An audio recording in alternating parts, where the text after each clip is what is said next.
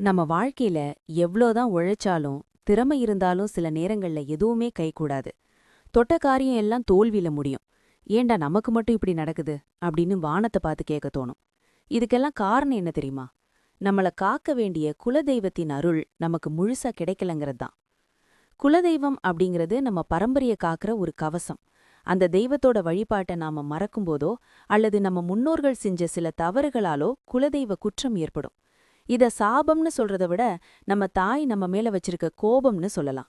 இன்னைக்கு வீடியோல உங்க குடும்பத்தில குலதெய்வ குறை இருக்கா அப்படின்னு கண்டுபிடிக்கிற 5 முக்கியமான அறிகுறிகளை பத்தி தான் பார்க்க போறோம். வாங்க வீடியோக்குள்ள போகலாம். முதல் அறிகுறி, எந்த ஒரு காரியத்தை தொடங்கினாலும் 99% முடிஞ்சிரும். ஆனா அந்த 1%, அதாவது கடைசி நேரத்துல நம்ம கைக்கு வர வேண்டிய வாய்ப்பு தட்டி பறி போகும். ஒரு நல்ல வேலை கிடைச்சா மாதிரி இருக்கும், ஆனா ஆஃபர் லெட்டர் வராது. பிசினஸ்ல பெரிய ஆர்டர் கன்ஃபார்ம் ஆகுற நேரத்துல கேன்சல் ஆகும்.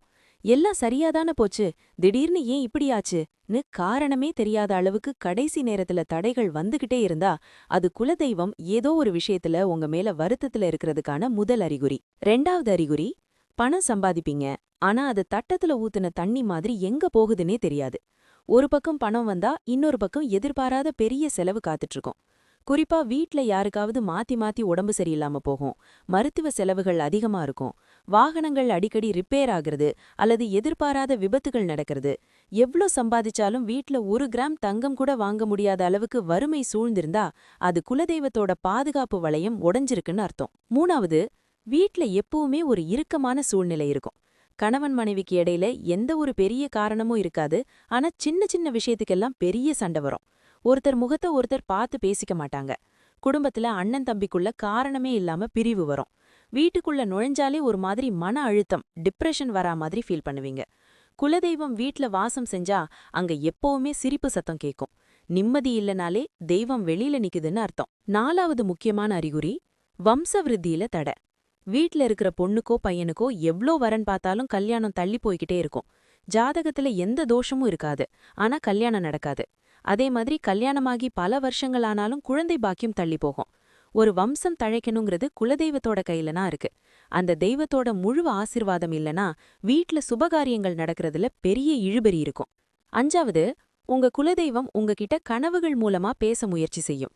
நீங்க தூங்கும்போது அடிக்கடி சிதிலமடைந்த இடிந்து போன பழைய கோவில்கள் கனவுல வருதா, அல்லது பழமையான பூட்டப்பட்ட வீடுகள், அடிக்கடி பாம்புகள் கனவுல வருதா? சிலருக்கு பூஜை அறையில விளக்கு அணைகிற மாதிரியோ அல்லது இருட்டுல யாரோ அழுகிற மாதிரியோ கனவுகள் வரும். இதெல்லாம் பயப்படுறதுக்கான கனவுகள் இல்ல. என்ன வந்து பாரு, என் குறைய தீர்த்து வைன்னு உங்க குலதெய்வம் உங்ககிட்ட கேக்குற உரிமையான அழைப்பு. கண்களை மூடி மனதார வேண்டுவது. இந்த 5 அறிகுறிகள்ல ஏதோ ஒண்ணு உங்க குடும்பத்துல இருந்தாலும் பயப்படவே வேண்டாம். ஏன்னா குலதெய்வம்ங்கிறது நம்மள பெத்த தாய் மாதிரி.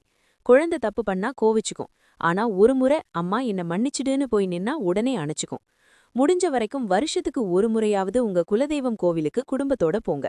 பொங்கல் வச்சு, எங்க முன்னோர்களோ நாங்களோ செஞ்ச தப்ப மன்னிச்சு எங்க குடும்பத்தை காப்பாத்துன்னு மனசார ஒரு முறை அழுது கேளுங்க.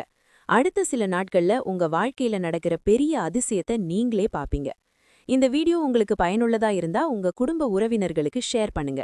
உங்க குலதெய்வத்தோட பேரை கமெண்ட்ல சொல்லிட்டு மறக்காம நம்ம சேனலை சப்ஸ்கிரைப் பண்ணிடுங்க.